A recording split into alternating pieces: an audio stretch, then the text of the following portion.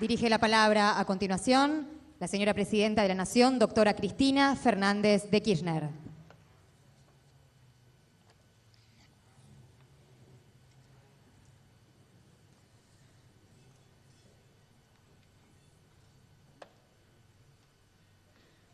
Bueno, ya les he dado las buenas noches, así que hoy es una noche especial.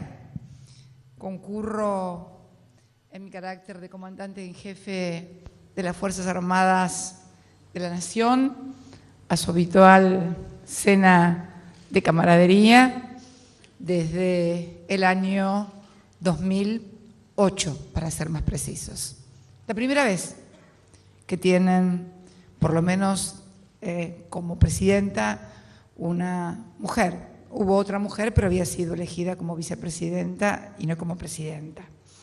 Esta es mi última cena en ese carácter, lo cual no quiere decir que pueda comer con algunos de ustedes en alguna otra oportunidad. No estaría mal tampoco, pero me parece que sería bueno que pudiéramos repasar lo que considero han sido años intensos para nuestro país, años intensos para las instituciones armadas, años intensos para el mundo en general. ¿Y cómo nos ha ido a todos y cada uno de nosotros? No en términos personales, por supuesto, no estoy haciendo referencia a eso ni individual, sino en términos de instituciones y de país. Y podemos decir que hoy hemos recorrido un largo camino desde el año 2003 a la fecha. Un largo camino que encierra varios capítulos institucionales propiamente dichos del sector, un entramado institucional de la política de defensa que ha adquirido una densidad que no tenía en otros momentos. Densidad que tiene que ver también con el ejercicio continuo de la democracia y del rol de defensa que deben tener nuestras Fuerzas Armadas. Hitos fundamentales que hemos protagonizado en estos años. Como todos sabemos, en 1988 se había sancionado la ley 23.554 de Defensa Nacional, pero estaba pendiente nada más ni nada menos que su reglamentación, que tuvo lugar en el año 2006 mediante el decreto 726 que firmara el presidente Néstor Carlos Kirchner, que reglamentó precisamente luego de largos 18 años esa ley de defensa. Luego, lo que constituyó el decreto de 1729, que crea el ciclo de planeamiento de la defensa nacional, se comienza a planificar la defensa nacional. Y la primera directiva de esa defensa, en virtud de la ley y la reglamentación emanada del Poder Ejecutivo, que me tocó ejercer a mí en el año 2009. ¿Cuáles han sido los que podemos definir como los lineamientos basales, los fundamentals de esa estrategia en materia de política de defensa? Primero, la reafirmación para siempre de la conducción civil de nuestras Fuerzas Armadas, a través del Ministerio de Defensa también, como representación del comandante en jefe de las Fuerzas Armadas, en este caso quien ejerce la primera magistratura del país. También la operación conjunta, la conjuntez, como podríamos definirla, que es en definitiva concebir a las Fuerzas Armadas no como la Fuerza Aérea, el Ejército o la Marina, sino un conjunto, un equipo que se encarga de defender la nación en el aire, en la tierra y en el mar. Esto que puede parecer casi una obviedad, no es una cuestión menor. Estrategias individuales de cada fuerza en un actuar en forma conjunta fueron tal vez motivo de alguna derrota que podríamos tal vez haber evitado, morigerado, atemperado, o por qué no tal vez haber salido victoriosos. Creo que entonces la asunción de que las Fuerzas Armadas de la Nación son una sola, que también tiene que ver porque uno piensa por qué se había producido esta muchas veces suerte de disputa en sordina entre las fuerzas. Era producto de que durante mucho tiempo las Fuerzas Armadas no cumplieron con su rol fundamental, que era el de la defensa de la nación. Incursionaron en el tema de la política, y cuando se incursiona en el tema de la política, siempre hay disputa. Los políticos disputamos con una urna en el medio, en democracia. Bueno, las Fuerzas Armadas disputaban por allí poder en el ejercicio del poder de alguna otra manera. Era una distorsión que se había producido a partir de la propia distorsión de la función que las instituciones armadas debían cumplir en nuestro país. Por eso la conjuntez es el segundo lineamiento estratégico. El diseño del instrumento militar en función de la misión principal y la adopción de una postura y actitud estratégica defensiva que cuenta con una doble dimensión, autónoma y cooperativa. Autónoma porque ya no necesitamos que nos enseñen en ningún país cómo defender la patria. Además, no deja de ser también una contradicción que vivimos en el pasado. Nos preparaban afuera quienes podrían eventualmente ser nuestros atacantes a defendernos. Convengamos que no soy militar, no soy una experta estratega, pero no confiaría mi formación de defensa a quien puede mañana eventualmente ser mi enemigo. Debería preparar mi propia estrategia, mi propia política de defensa en base a lo que es mi país y a los recursos con los que cuenta mi país y a lo que puedo diseñar en mi país. Y de cooperación, porque también tenemos el orgullo, los argentinos, de decir que nuestro país, la República Argentina y sus Fuerzas Armadas han cooperado en todas las misiones de paz de la ONU, fundamentalmente en Haití, en Chipre, donde hemos tenido un rol preponderante. Más tarde me voy a referir inclusive al número de efectivos que se han desempeñado en cada una de esas misiones, MINUSTAH, en Haití, Chipre. Derechos humanos y defensa. Parecía que era imposible poder articular por la historia que vivimos. Yo dije en mi primera intervención en este ámbito como comandante en jefe, allá por el año 2008, en ese momento me referí a derechos humanos y a lo que había pasado en nuestro país, y dije que iba a ser la primera y última vez que iba a hablar del tema, porque luego se iba a encargar la Capitana Justicia y el General Tiempo, lo tengo muy bien en mi memoria. Y así fue. Creo que hoy la política de derechos humanos en materia de defensa, mediante el decreto 825 también del entonces presidente Kirchner, que habilita al Ministerio de Defensa a intervenir en la instrumentación y difusión de las normas de derechos humanos.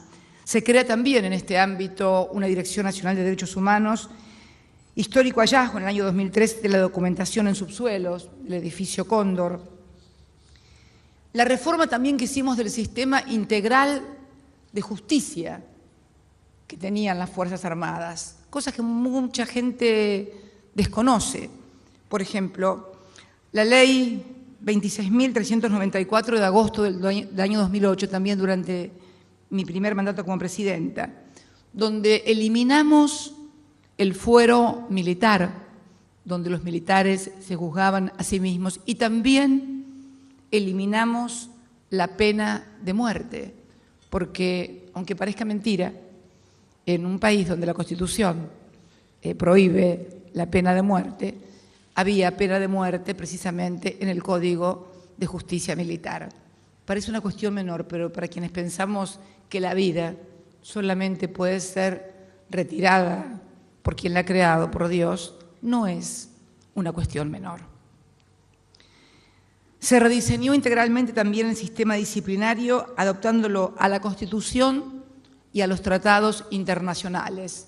en materia de derechos humanos. Ustedes saben que la reforma del 94 adoptó 22 tratados internacionales en materia de derechos humanos. Yo también fui convencional constituyente y les dio jerarquía intraconstitucional y por lo tanto también los puso a nivel de por sobre la legislación nacional. No podemos apartarnos en materia de derechos humanos de lo que marca la política internacional y en esto también podemos decir con mucho orgullo que nuestro país hoy es líder en el mundo en materia de derechos humanos, pero de derechos humanos en serio. No somos de los que hacemos que otros apliquen los derechos humanos y nosotros los violamos constantemente o no nos adaptamos a ninguna de las convenciones que se firman. No tenemos una doble vara, un doble rasero, como se suele decir.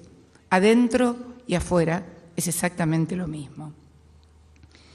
Se instituyó un único servicio de justicia también conjunto de las Fuerzas Armadas. Esto hace también a lo que decía al principio, el tema de terminar con los compartimentos estancos y de la visión de que cada una de las fuerzas era en sí misma algo diferente a la otra y por lo tanto tenía toda una estructura orgánica con cosas y servicios que se prestaban en forma simultánea de la misma manera en cada una de las fuerzas.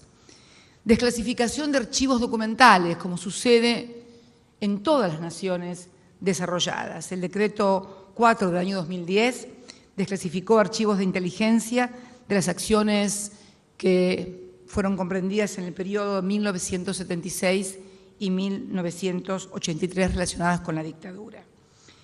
También un gran orgullo, por lo menos para quienes creemos profundamente en la causa de Malvinas y creemos realmente que la mejor defensa que podemos hacer de nuestras islas es toda la verdad, porque ya que exigimos a los demás que reconozcan la verdad, que es nuestra soberanía, no podemos menos nosotros que también reconocer las cosas. Y mediante el decreto 200 del año 2012 se desclasificó y publicó el informe Rattenbach, del general Benjamin Rattenbach y sus antecedentes documentales. El decreto 503, el más reciente, del año 2015, donde se desclasificaron los documentos de las Fuerzas Armadas en todo lo relativo al conflicto del Atlántico Sur. La política también de archivos abiertos, que fue una política desde el principio implantada por el gobierno del presidente Kirchner, entrega de copias de las actas de la dictadura a organismos de derechos humanos, bibliotecas, universidades, muestra de las listas negras, también un hallazgo de la libertad, así se lo tituló, donde se puso a disposición lo que eran las listas de personalidades del arte y la cultura que habían figurado en listas negras en épocas en las que, bueno, en las épocas que todos sabemos y que no es que no querramos mencionar ni recordar, sino simplemente en estos momentos dar cuenta de lo que hemos hecho respecto de ellas. Los archivos pertenecientes al expenal de Magdalena.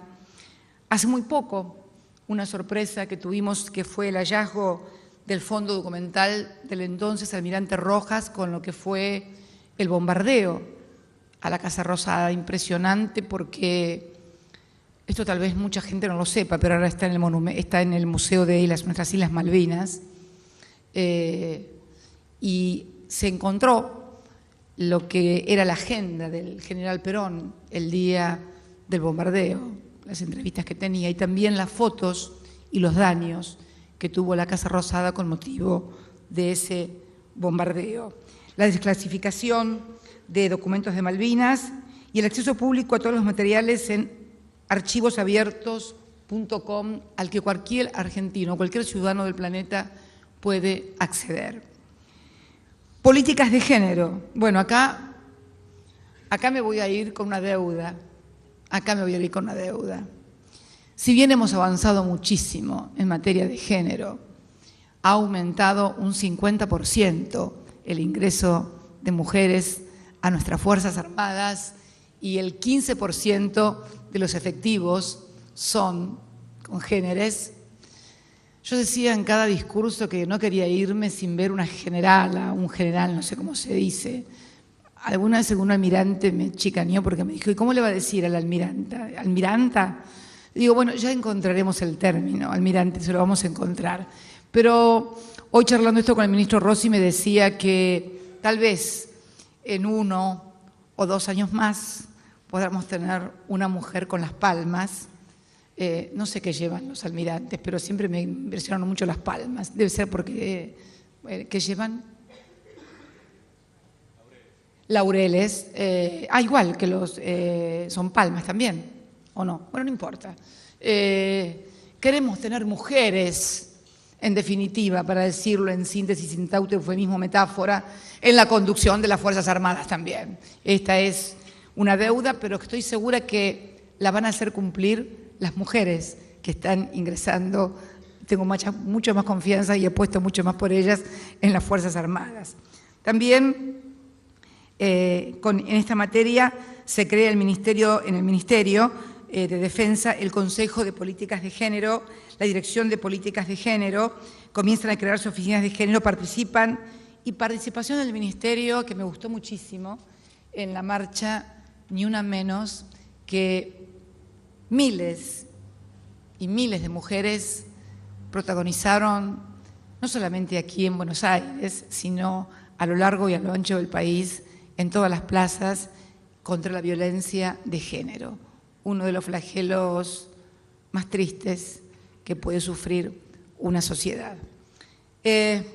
Avances cuantitativos, les decía, 50% de aumento y un 15% de los efectivos de las Fuerzas Armadas. Una dimensión internacional también de la defensa, que tiene que ver con lo que decíamos al principio, la cooperación. Ya no tenemos un protagonismo únicamente fronteras adentro, sino también fronteras afuera y en misiones de paz.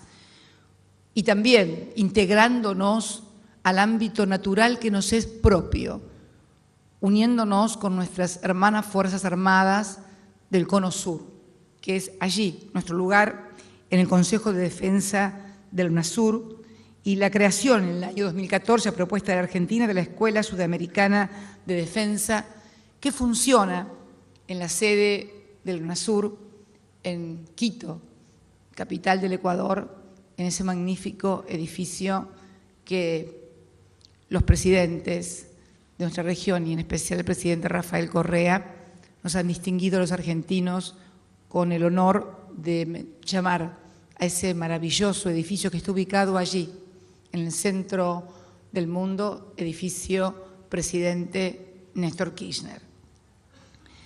Fortalecimiento de la región como zona de paz, algo que también debemos rescatar en todos estos años, cuando en años anteriores, y no tan anteriores, en la década del 90, nos vimos enfrentados en la región, inclusive con algunos escándalos en materia de armas también en la región, e intensificación de las relaciones bilaterales.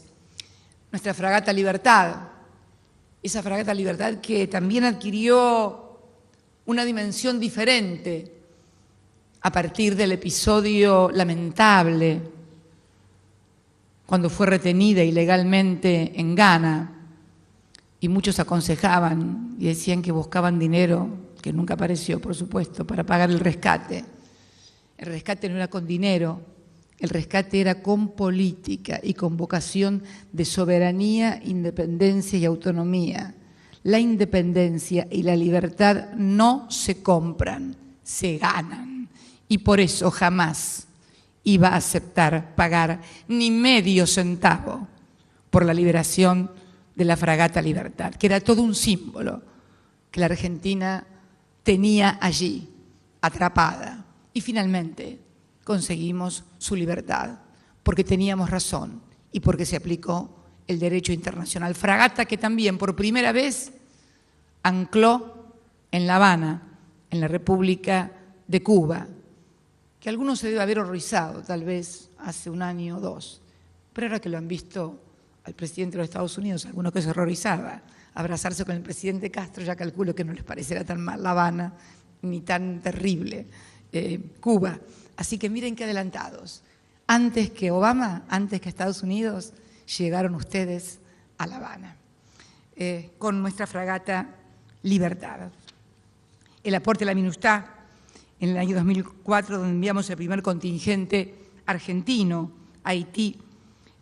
Allí va a permanecer el hospital en funcionamiento, que es el Hospital Militar Reubicable, que me tocó conocer y que realmente deben sentirse como miembros de las Fuerzas Armadas en particular y los argentinos en general muy orgullosos de la labor que despliega ese hospital, atendido enteramente por médicos y médicas argentinas, enfermeras, auxiliares, que atienden a todas las fuerzas de los distintos países que integran la MINUSTAH, que es la Misión de Paz de Naciones Unidas. Cerca de 12.600 militares argentinos participaron en la misión de estabilización de Haití como cascos azul. El mantenimiento también de la paz en Chipre. Desde el año 2003, la Argentina aportó 7.354 efectivos militares al trabajo de Naciones Unidas allí en Chipre. En Chipre, cerca de esa Grecia, que parte de esa Grecia, o cerca de esa Grecia, mejor no nos metamos en el tema, no te rías, Zanini, no digo parte de Grecia y se arma un lío internacional fenomenal, pero no es así, simplemente en Chipre 7.354 militares argentinos participando allí. En educación, también hitos fundamentales en nuestras Fuerzas Armadas. En el año 2004, el debate sobre la educación en las Fuerzas Armadas en el marco del proyecto La Defensa Nacional en la Agenda Democrática. Nos abocamos a modificar los planes de estudios de nuestras Fuerzas Armadas. Se creó un consejo consultivo para la reforma de la educación de esas Fuerzas Armadas y en ese año también se crea la Escuela Superior de Guerra Conjunta. La creación de la Subsecretaría de Formación en el año 2007. En el año 2010 se reforman los planes de la formación también de los suboficiales de las tres armas. La inauguración en el año 2012 del Centro Educativo de las Fuerzas Armadas, la capacitación para la promoción de derechos y contra la discriminación junto al INADI y también la conformación de la Universidad de Defensa. Eso te habías olvidado de ponerlo y yo me acordé. Agustín, no está en el resumen, pero tiene una presidenta con memoria, afortunadamente. Nueva formación, como producto de estas reformas, tenemos una nueva formación de oficiales y ya se reformaron integralmente los planes de estudio de las escuelas de oficiales en las tres armas. Y este año, miren lo que duran las cosas y el tiempo que es necesario para ir cambiando las cosas. Recién este año va a egresar la primera formación de oficiales de las tres fuerzas en el marco de los nuevos planes de educación o de la reforma integral de los planes de educación. Nada es de un día para el otro. De un día para el otro se puede destruir y tirar todo abajo, pero construir, y construir en serio y sólidamente, eso demanda mucho tiempo, mucha paciencia y por sobre todas las cosas, mucha convicción. No, acá está, la Universidad de la Defensa Nacional. 2014, aprobación del Congreso del proyecto enviado por el Poder Ejecutivo, incluye las carreras de pregrado y posgrado y formación de alto nivel para militares y civiles vinculados a la defensa nacional. Implementación del Plan Fines, un plan del que estoy particularmente orgullosa que también se aplicó aquí, como en todo el ámbito del sector público, el Plan Fines. Un plan que pensamos allá por el principio de mi primer mandato, 2007-2008, cuando advertimos que a mucha gente, por todo lo que había pasado en el país, porque había perdido el trabajo, porque sus padres no habían podido completar o ayudar en los estudios, había mucha gente que le faltaban 2 o 3 materias. Empezamos así, con 2 o 3 materias, 4 o 5, y finalmente fuimos extendiéndolo y se han graduado ya casi 600.000 argentinos en su escuela primaria o en su escuela secundaria, obtenido su título, mejorado su posición en los escalafones de revista porque han obtenido el título y lo que es mejor aún, muchos de ellos ingresando a las nuevas universidades, a las 54 universidades nacionales, públicas y gratuitas, de las cuales 19 fueron creadas durante nuestra gestión. La formación profesional y capacitación también de voluntarios, el conectar igualdad, la distribución de las computadoras del programa de ANSES Conectar Igualdad también llegó a todos los liceos militares.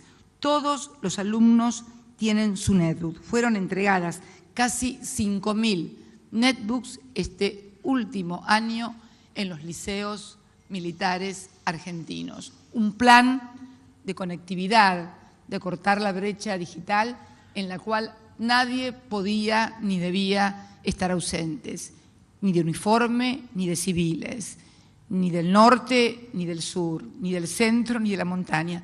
Todos los argentinos conectados. Ciberdefensa, que es el gran desafío que hoy enfrenta, yo creo que esta etapa civilizatoria. Aquí hemos creado el Comando Conjunto de Ciberdefensa en mayo del año 2014, la Ciberdefensa y la Dirección General de Ciberdefensa, y en septiembre del 2015, en unos pocos meses más, vamos a inaugurar el Centro de Ciberdefensa. Esto, les puedo asegurar, es una de las claves de ahora y del futuro. La dominación ya no solamente se hace en forma convencional a través de invasiones o armas, al contrario, hoy el estadio superior que están llevando las potencias dominantes es el ataque cibernético, el poder ingresar en los sistemas, metadatos. Al que no, les recomiendo la lectura de un libro fascinante escrito por Glenn Greenwald, un periodista del The Guardian, que es Snowden, sin un lugar en el mundo donde esconderse. Y la verdad que nunca mejor puesto ese título. Cuando uno entra en ese mundo, lee y sobre todo también le cuentan los propios protagonistas lo que significa hoy el espionaje, no el espionaje, estamos acostumbrados a las películas de espías de James Bond. Bueno, eso se acabó. Ni nadie es tan buen mozo como James Bond, ni nadie hace las cosas que hacía James Bond. Hoy es mucho más fácil, mucho más sofisticado. Lo puede hacer, normalmente lo hacen además gente muy joven, porque son las que tienen el lenguaje del software, de la informática. Nosotros, la mayoría de los que estamos acá, somos, lamento comunicárselos, por más que algunos tal vez se crean muy adelantados, somos la generación de la lectoescritura.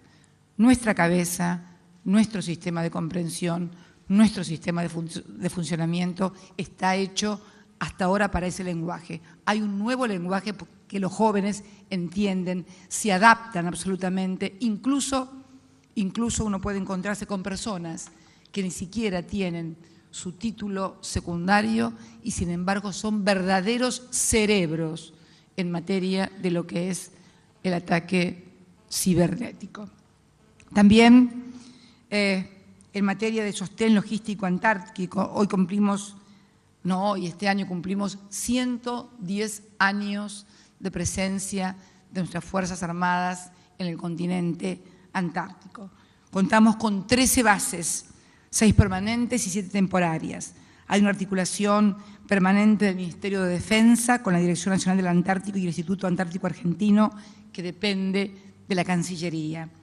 Cada campaña antártica, cada verano, involucra a más de 1.500 personas del Ministerio de Defensa, que no solamente realizan tareas propias militares, sino fundamentalmente de carácter científico. Nuestras misiones en la Antártida tienen por sobre todas las cosas, además de reafirmación, obviamente, de la soberanía, tienen una comprensión y una visión esencialmente científica.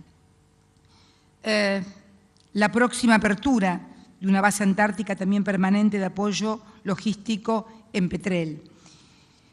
La radarización, en la cual hemos avanzado muchísimo. Radarización del espacio aéreo. En el año 2004, el presidente Néstor Kirchner es inevitable referirse a él porque con él comenzó todo, crea el Sistema Nacional de Vigilancia y Control Aeroespacial SINVICA. Y comenzamos un trabajo conjunto entre las Fuerzas Armadas y el INVAP para la fabricación de radares. Radares primarios argentinos, RPA. El contrato con INVAP prevé la instalación de 6 de estos radares. Los 2 primeros ya están instalados y funcionando, uno en Las Lomitas, provincia de Formosa, y otro, los 2, y el otro en Ingeniero Juárez, también en la provincia de Formosa. Y se está instalando el tercero de estos 6 radares en Pirané. Los 3 restantes serán instalados entre fines del 2015 y el año 2016. Radar secundario monopulso argentino. Se instalaron de estos 22 radares para el control del tránsito aéreo. Cuando empezamos con esto, en la Argentina solamente 4 aeropuertos argentinos estaban radarizados. 4. Hoy tenemos 26 aeropuertos radarizados y estamos ya cubriendo el 95% de las rutas aéreas argentinas. No estamos hablando del siglo pasado, estamos hablando apenas de hace 12 años atrás. La recuperación, y en esto quiero hacer hincapié especial, porque ha sido una constante en todas mis intervenciones en estas cenas, y que es la recuperación del rol de la industria para la defensa, la recuperación del rol industrialista, histórico, que las Fuerzas Armadas desempeñaron en nuestro país y que realmente conocieron épocas de gloria. Y es esto lo que queremos recuperar. No la gloria, sino la industrialización. Que la defensa también sea vista y se efectivice como una industria que desarrollen nuestros técnicos y nuestros científicos. Por esa razón es que hace muy poco tiempo promulgamos una ley que se debió a una iniciativa legislativa del hoy secretario general de la Presidencia, doctor Eduardo de Pedro, entonces legislador nacional, que presentó un proyecto de ley por el cual fabricaciones militares no puede ser objeto de más privatizaciones, salvo que lo sea por ley. Todos ustedes saben lo que pasó con fabricaciones militares, que se privatizó la mayor parte de ellas en condiciones absolutamente perdidosas para las Fuerzas Armadas y obviamente para la nación argentina. Esta ley prohíbe de ahora en más la privatización de cualquiera de las instituciones de fabricaciones militares. Y si alguien quiere hacerlo, porque estamos en democracia y así lo concibe la Constitución, deberá enviar una ley al Parlamento y someterla a la discusión de todas las fuerzas políticas que tengan allí representación. Ya no más a tiro de decreto una privatización de fabricaciones militares. Y en materia de fabricaciones militares, fue en el año 1990 cuando se declararon sujetas a privatizaciones, sujetas de privatización todas las unidades productivas y fábricas militares. Y bueno, llegamos a lo que llegamos, al desmantelamiento, al desguace total de lo que supo ser en algún momento un orgullo para todos los argentinos. Y comenzamos lentamente a reconstruir ese rol de industrialización de nuestras Fuerzas Armadas. Por decreto del Poder Ejecutivo pasa a depender del Ministerio de Planificación para iniciar un proceso de transformación jurídica, estructural y operativa. Y Fabricaciones Militares vuelve luego, en el 2013, a la órbita del Ministerio de Defensa, ya con el know-how que había adquirido en el Ministerio de Planificación, donde se dio el envión necesario, porque no estaba en condiciones el sector de defensa de poder hacerlo. Y en el año 2014, después de 60 años, 6 décadas, vuelve a abrirse una nueva fábrica militar en Háchal, San Juan, en materia de explosivos. En el año 2015, lo que decía decían, una ley que prohíbe precisamente la privatización indiscriminada. Fabricaciones Militares recupera capacidades. Instalamos e inauguramos hace poco de aquí lo veo al ministro del Interior y de Transporte, en Río Tercero. Me gustaría, ustedes lo deben conocer, muchos militares, las condiciones en que estaban esos galpones, rotos, ratas, en fin, era lo único que había. Se reconstruyó íntegramente y de allí salieron los primeros 10 vagones tolva granarios para carga de granos. Fíjense ustedes, es un contrato que une al Ministerio de Transporte con el Ministerio de Defensa para la producción de 1.000 vagones, ¿no? 1.050 vagones.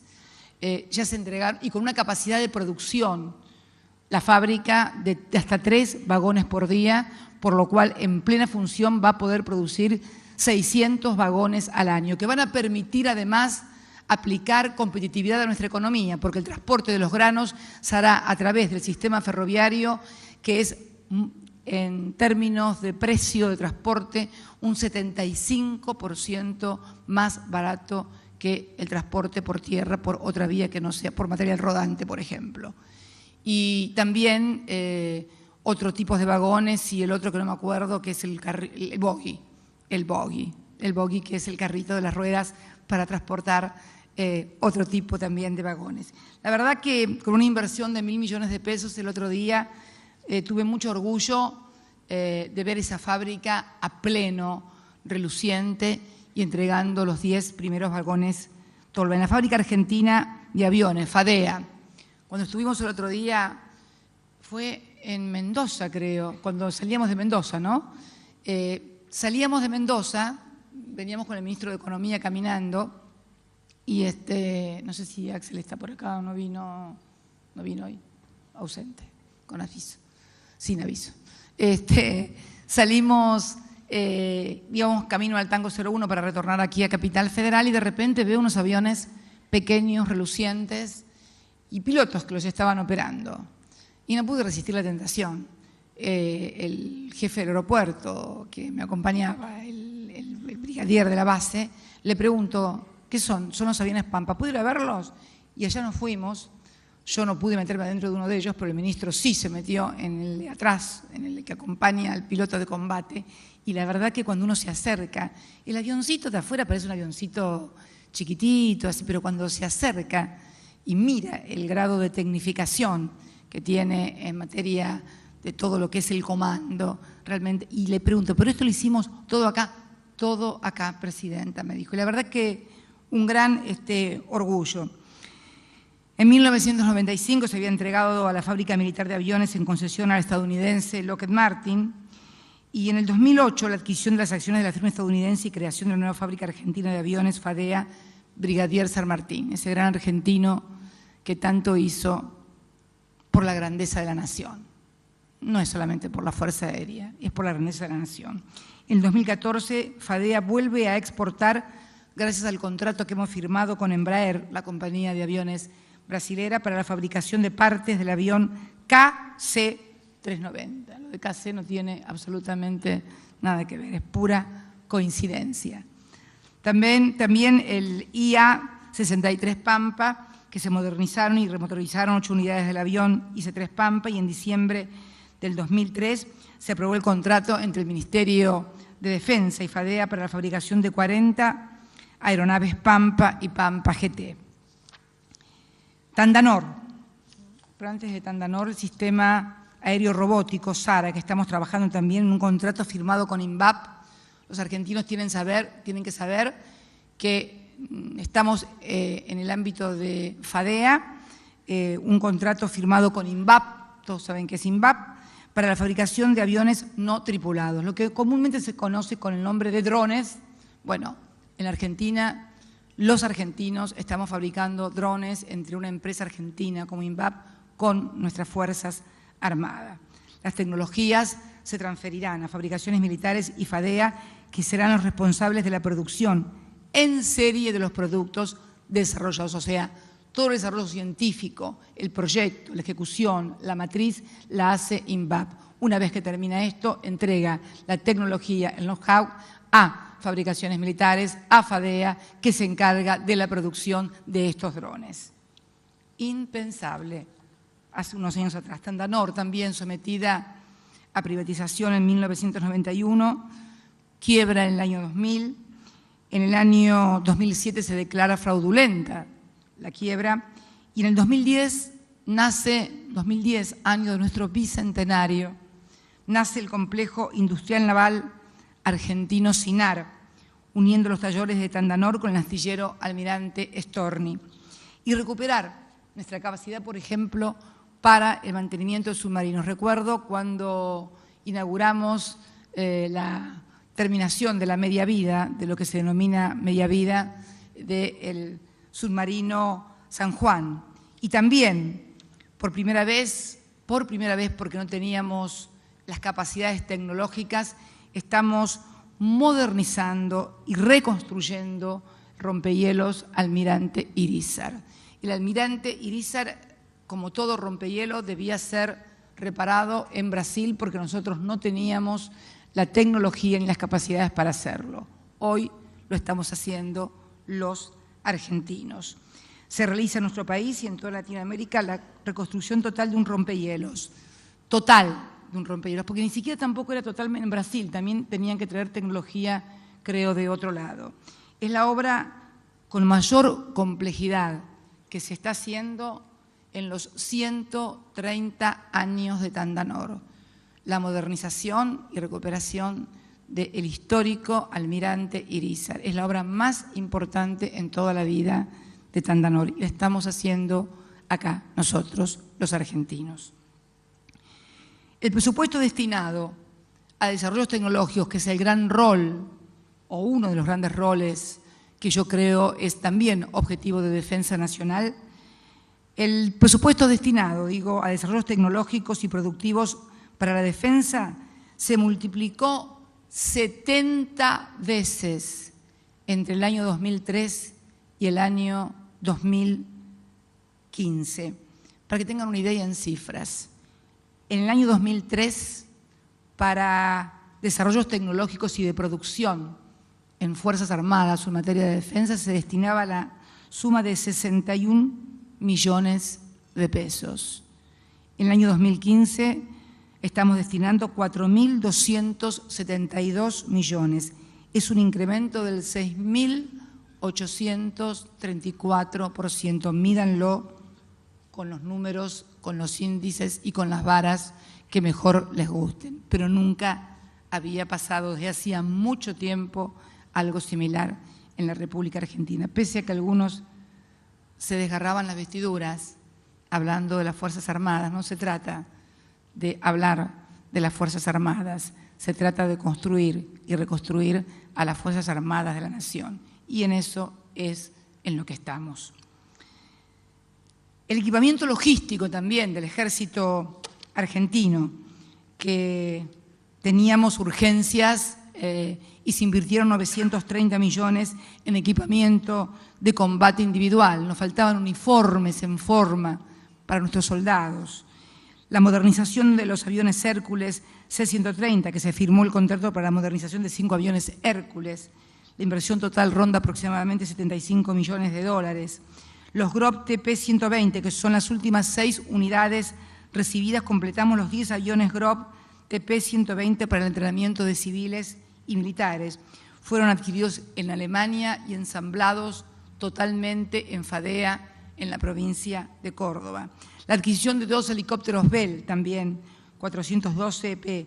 La operación demandó 17 millones de pesos para tareas de rescate, traslado y apoyo a la comunidad. La adquisición también de buques para la Armada Argentina, compra de 4 remolcadores polares de origen ruso, una capacidad de operación en aguas antárticas y de patrullaje en nuestro litoral marítimo con una inversión de más de 8 millones de dólares. Y las emergencias que hemos tenido desgraciadamente en la República Argentina y en la cual debo reconocer y agradecer a todo el personal de nuestras Fuerzas Armadas cómo se han comportado en cada una de estas emergencias normalmente de carácter climatológico, como fueron las inundaciones en la ciudad de La Plata, como fueron las erupciones en distintas oportunidades de los volcanes en la Patagonia, la verdad, las inundaciones en Córdoba, también donde asistimos prontamente, en general,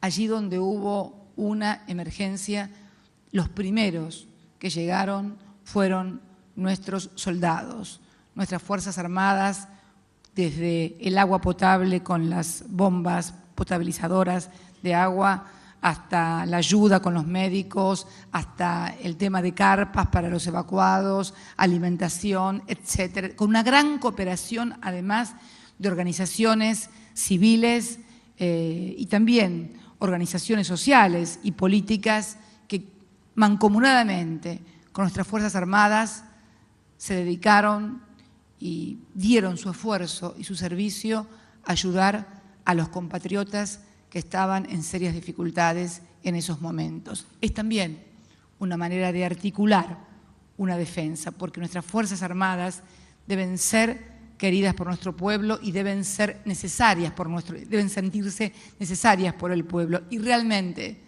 creo que es una tarea que estamos logrando y hemos logrado con éxito. Y no puedo dejar de mencionar tal vez lo que es mi criterio. Ustedes saben que yo creo que muchos de nuestros problemas obedecen también muchas veces a prejuicios culturales o a saberes que creemos que son de una manera y son de otra.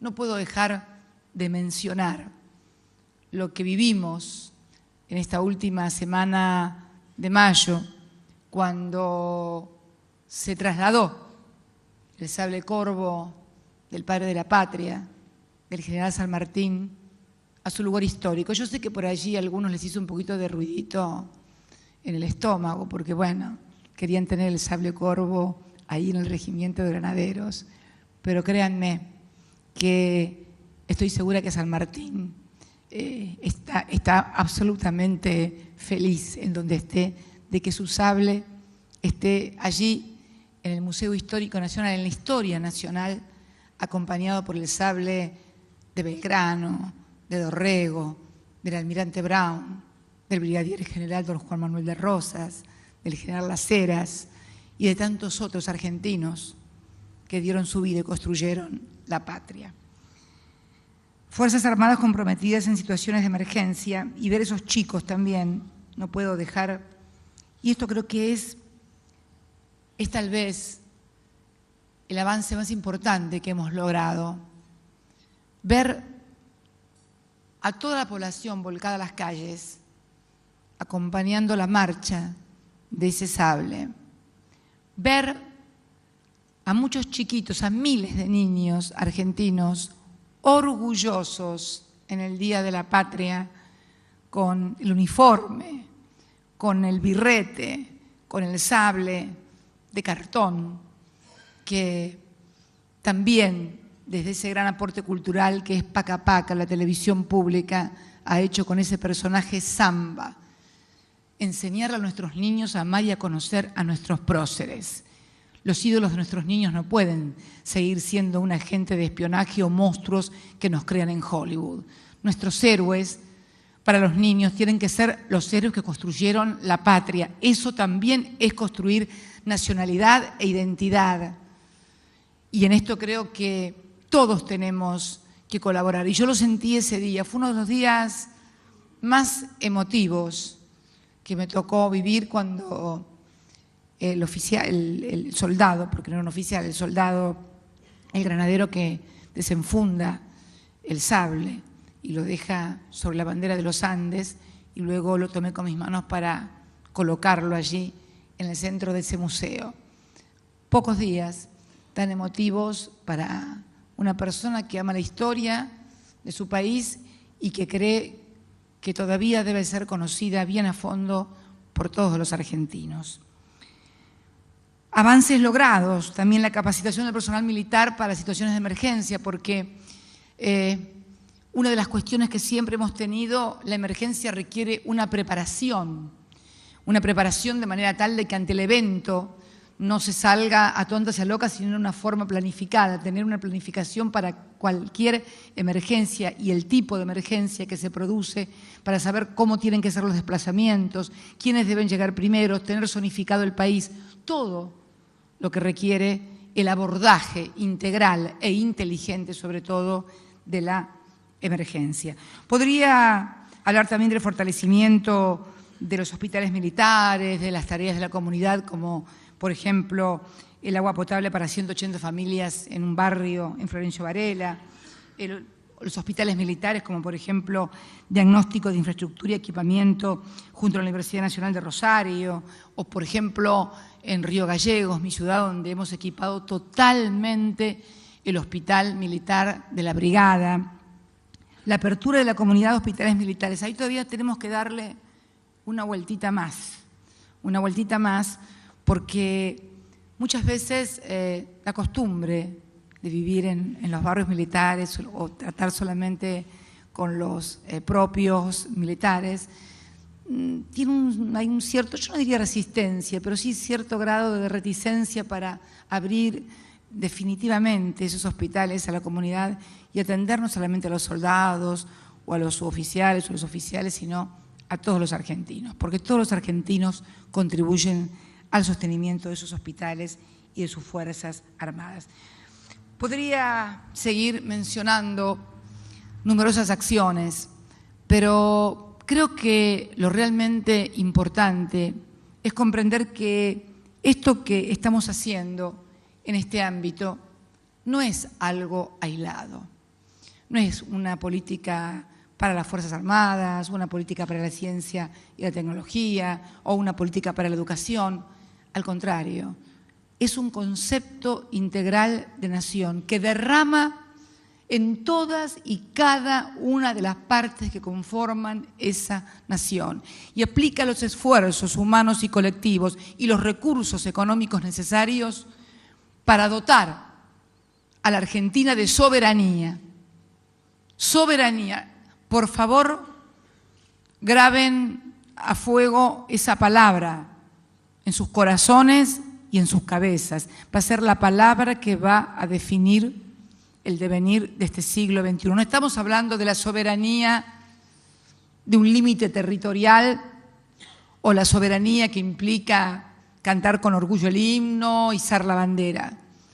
La soberanía que debe darse en todos y cada uno de los ámbitos, en la producción, en la industrialización, en la ciencia y la tecnología.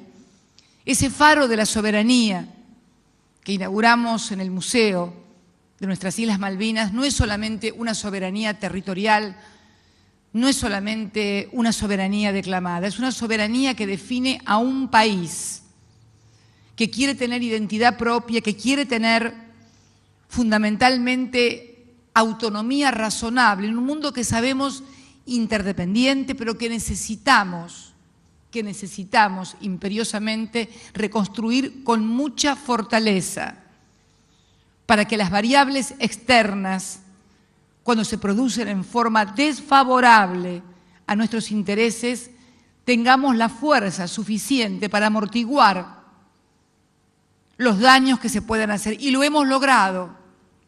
En un mundo, en una Europa que se debate, hoy podemos decir que nuestra economía, pese a todos los pronósticos, algunos tal vez porque los habían convencido, otros tal vez, creo la mayoría, interesados, afortunadamente para nosotros los argentinos no se ha cumplido ninguno. ¿Pero por qué?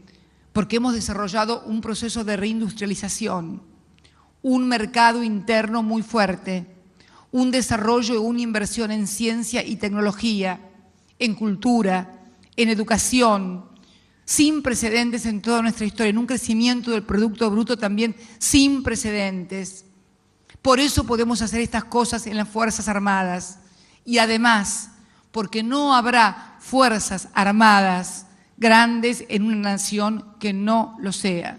Los momentos de mayor gloria de nuestras Fuerzas Armadas, los momentos de mayor identificación del pueblo con sus Fuerzas Armadas ha sido en los gobiernos que han dotado no solamente de soberanía en los símbolos, en el territorio, sino también de soberanía popular a nuestro país y a las sociedades. Y este creo que es el legado más importante que podemos hacer quienes nos empeñamos en la política como militantes, como dirigentes políticos y quienes han elegido también por vocación no la política, sino ser soldados de la nación. Ser soldado de la nación no significa levantarse temprano, saludar la bandera y cantar el himno. Ser soldado de la nación también significa identificar los intereses personales y colectivos como fuerza con los del Estado Nacional. El Estado Nacional, no estoy hablando del Gobierno Nacional, estoy hablando del Estado Nacional, que es precisamente el instrumento que hemos recuperado luego de décadas de neoliberalismo, donde nos dijeron que el Estado estaba de más. Y ustedes también les dijeron que estaban de más. Porque en definitiva, no se necesitaban Fuerzas Armadas preparadas para el desarrollo, para la producción y para la defensa nacional. Se necesitaban tal vez Fuerzas Armadas para recordarlas el 25 de mayo o el Día de los Granaderos o un desfile militar, que son lindos los desfiles, me gustan, hay que hacerlos. Pero antes que desfilar hay que saber que tenemos que conformar un país, un Estado fuerte, en un mundo que cada vez va a ser más complejo y más difícil, y que el rol que ustedes tienen que tener como soldados de esa nación es contribuir a su defensa, y contribuir a su defensa es precisamente tener la identificación con nuestra historia, aprender de nuestros errores, corregirlos, que todos los hemos tenido, y todos juntos, en forma unida, solidaria, que no significa pensar igual respecto a todo, pero sí significa pensar igual en una sola cosa, en que la patria debe estar por sobre cualquier interés partidario, corporativo o sectario. Creo que esto tal vez sea lo más importante que hemos logrado en estos años. Más allá de críticas, de errores y de desaciertos que todos podamos haber tenido, porque bueno, quien gobierna y quien hace normalmente puede también y se equivoca, pero lo hemos hecho con un profundo amor a la patria, con una defensa irrestricta frente a ataques como nunca se vieron, externos e internos. Hace pocos días vimos cómo una nación, cuna de la democracia, de nuestra cultura, de nuestra propia cultura occidental, Grecia, se debatía y se debate en una situación similar a la que vivimos en el año 2001.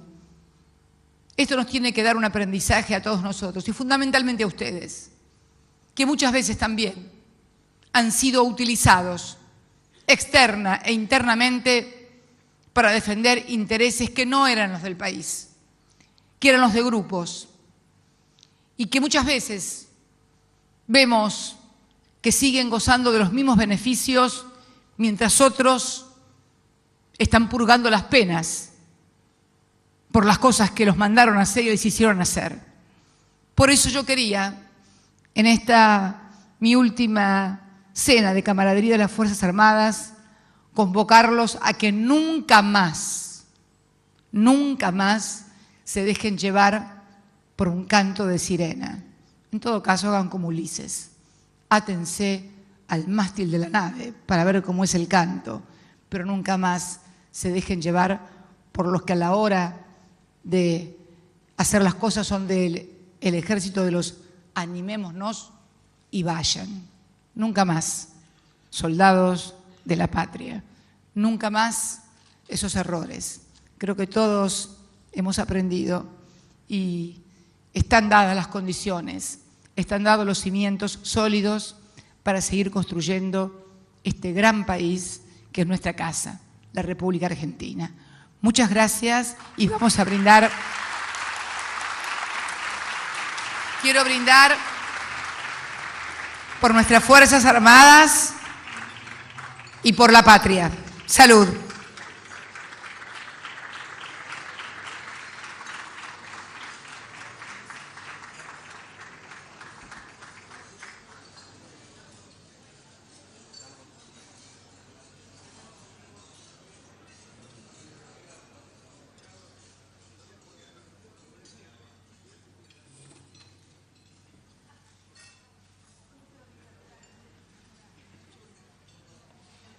De esta manera damos comienzo a la comida anual de camaradería de las Fuerzas Armadas.